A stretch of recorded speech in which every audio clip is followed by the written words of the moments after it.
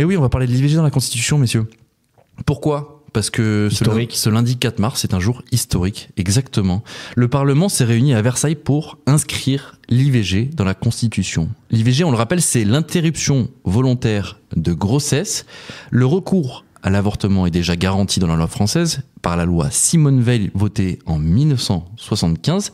Elle permet aux femmes d'interrompre leur grossesse jusqu'à la fin de la 14e semaine ou pour des raisons médicales tout au long de la grossesse. L'intervention est intégralement prise en charge par la sécurité sociale. Mais du coup, pourquoi aller plus loin ? Vous allez me demander. Mais pourquoi l'inscrire dans la Constitution ? Eh bien, tout simplement pour mieux protéger ce droit. En gros, pour schématiser, ce sera bien plus difficile de changer la loi car elle sera inscrite dans la Constitution du pays. Même si en France, aucune force politique n'est en faveur du recul sur ce droit, on peut voir qu'aux États-Unis, par exemple, c'est pas exactement la même chose, car l'avortement a été interdit dans 14 États en 2022. L'info à retenir, au bout du compte, c'est que la France est tout simplement le premier pays du monde à inscrire l'IVG dans sa Constitution. Messieurs, on est fiers, hein ? On est fiers. C'est une super info, honnêtement. Zach, t'en penses quoi ? Ouais.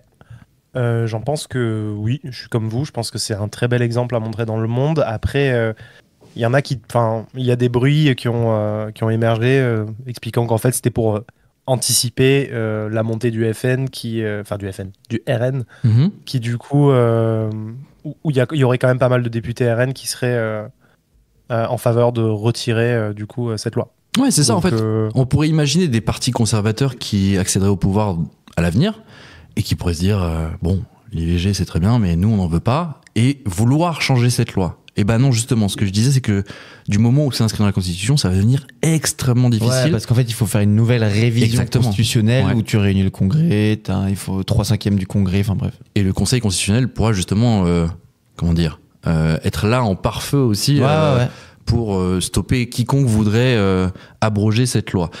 Non, bonne nouvelle. Et ouais, j'ai été étonné, mais moi, quand j'ai découvert ça, je ne le savais pas, mais on était le premier pays au monde à l'inscrire dans la Constitution. C'est assez dingue, Ando. Ah, moi, je suis très fier pour le coup de faire partie de ce fameux pays donc, qui autorise pour la première fois dans sa Constitution la loi la plus fondamentale. Pour rebondir sur ce que disait Zach sur les potentiels dangers d'une éventuelle arrivée du RN à la tête du pays. Attends, RN ou autre, parce que dans 50 ans, il y aura peut-être d'autres partis politiques. Non, c'est vrai. Parce que, les quelques voix qui sont fait entendre contre, avant le vote à l'Assemblée au Sénat, de cette disposition, c'était non, mais en vrai, de toute façon, c'est pas menacé ce droit-là en France, donc en fait, c'est un peu une perte de temps, c'est inutile de le faire et tout. Mais comme tu disais, en fait, juste de le protéger et de subvenir à toute éventualité qui ferait qu'on reculerait comme ça a été le cas aux États-Unis, parce que l'histoire a fait qu'il y a une Cour suprême qui s'est droitisée et qui est revenue sur ce droit-là. Totalement. Voilà. Là, au moins, on prend zéro risque, puis ça coûte rien à personne, on garantit cette liberté-là, je trouve ça très beau. C'est magnifique. Donc pour répondre en plus à Hugo, du coup, je pense pas que ce soit une fausse bonne idée. Ouais, c'était sa question à la base. C'est une fausse bonne idée. En gros, un truc de façade, selon lui, je pense. C'est ce qu'il a voulu dire, tu vois. Tu penses que c'est que de la com, toi, Zach ? C'est que pour non, je pense que ça fait sens. Je pense que ça fait sens du point de vue des tendances qui se dessinent pour les prochaines présidentielles et de manière générale, même pour les législatives. Donc, je pense que c'est pas déconnant. Je vais vous poser une question que vous allez me détester, mais je vais vous la poser quand même. Mais on se pose rarement la question de la protection des hommes aussi par rapport à cette problématique-là. Parce que finalement, c'est quand même quelque chose qui se fait à deux, la conception d'un enfant, mine de rien. Et c'est vrai que la loi de l'IVG protège les femmes, mais c'est vrai qu'on parle très peu, et je tiens à le dire, parce que moi, personnellement, alors pas personnellement moi, mais j'ai connu des histoires d'hommes qui ont pas eu leur mot à dire sur ce sujet-là, et c'est vrai que c'est un vaste débat parce qu'il s'agit du corps de la femme dont elle dispose en fait, et la loi de l'IVG vient protéger ça. Mais c'est vrai que ça, c'est une vraie question. Un mec qui va dire pourquoi moi on m'a pas laissé le choix de savoir si je voulais être papa ou pas, et à qui on répond c'est le corps de la femme et c'est elle qui statue sur ça. Mais ça reste quand même, il y a une question à se poser là-dessus aussi. Est-ce qu'un homme a son mot à dire sur le fait de garder un enfant ou pas ? Je suis assez D'accord, je te déteste pas déjà, Zach. Après, moi, ça me paraît quand même assez secondaire pour le coup. Genre, j'entends ce que tu veux dire, mais bah non, mais excuse-moi, là on parlait moi, franchement, j'ai vécu dans un pays, genre en Argentine, où on manifestait avec d'autres manifestants pour le droit à l'avortement, où genre t'avais des dizaines de milliers de meufs qui mouraient chaque année parce que c'était interdit. Et genre, ça se faisait au cintre, quoi. Tu vois, c'est genre mais bien sûr, il y a une époque en France aussi. Non, mais on parle pas de ça. Non, c'est là, évidemment que l'interruption volontaire de grossesse, c'est un impact aussi physique sur une femme. Ça doit être très difficile à faire comme choix et que clairement, en tant qu'homme, on ne peut pas se mettre à la place d'une femme dans ce cas-là. Par contre, il a raison d'évoquer aussi une thématique, certes secondaire. Non, c'est ça, c'est ce que je dis. Le fait est que un enfant, ça s'éduque à deux. Et que si on ne laisse pas forcément le droit au chapitre à un homme, bah on peut se poser la question du pourquoi quand même, parce que ne serait-ce que pour la qualité de vie. Sans dire que ça se dit à deux, l'IVG et les problématiques liées à l'IVG avec les femmes, et par exemple en Argentine, comme tu le dis Ando, ça brise des vies. Bien sûr. Mais à l'inverse, il y a des hommes qui ont eu leur vie brisée à cause d'histoires comme ça aussi, dans le sens inverse. C'est vrai qu'on se pose rarement la question aussi. Après, ça dépend vachement des situations, tu vois. Ouais. Il y a plein de trucs. Exactement. Il y a quand tu veux faire ta vie et que cet enfant, cette femme, etc. Des fois, c'est malheureux, mais des fois, c'est des coups d'un soir et en fait, tu vois, il y a plein de situations. Mais c'est vrai que peut-être faudrait réfléchir, à une manière de. Moi, je connais des hommes à qui on comme ça.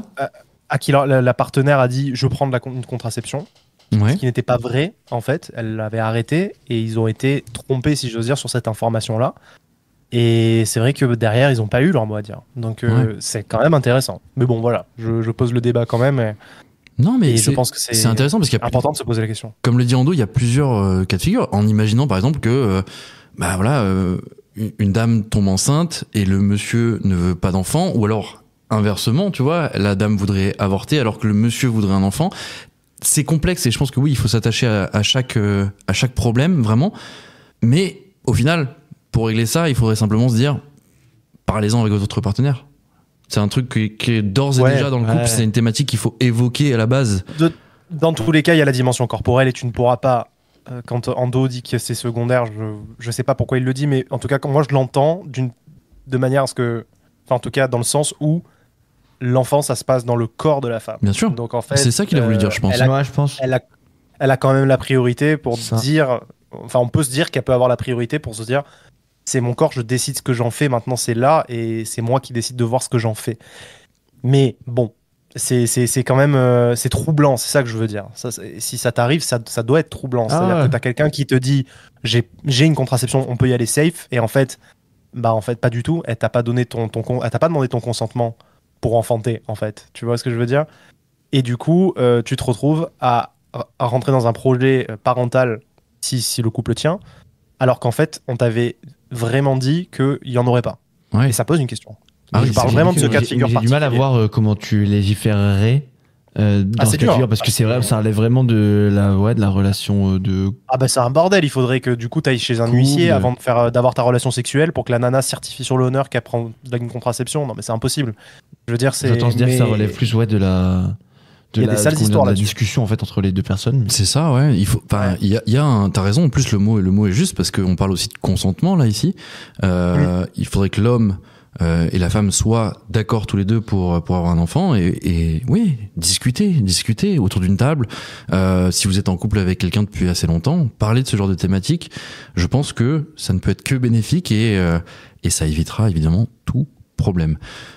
En tout cas, c'est une avancée majeure. Je le disais, c'était un jour historique et bravo à la France, bravo à ce gouvernement aussi qui l'a mis en place. Avec une proposition quand même venant de Mathilde Panot. Ouais, c'est la gauche quand même. Il faut le préciser. Ça. Et non, mais t'as vu en plus les résultats des votes? C'est écrasant. Ouais, moi je voyais pas autre chose. Hein. Non, après c'est vrai que du coup le consensus a été, comment dire, quand on voit que le président du Sénat avait dit moi je suis pas pour que la Constitution soit un catalogue de droits sociaux et sociétaux. Ouais, mais lui, lui il a rien compris. Lui. Enfin, là on parle d'une autre époque. On parle d'une autre époque. C'est vraiment un décalage de génération. Exactement. On a gagné, tant mieux. En tout cas, belle avancée dans le pays et encore une fois, bravo la France.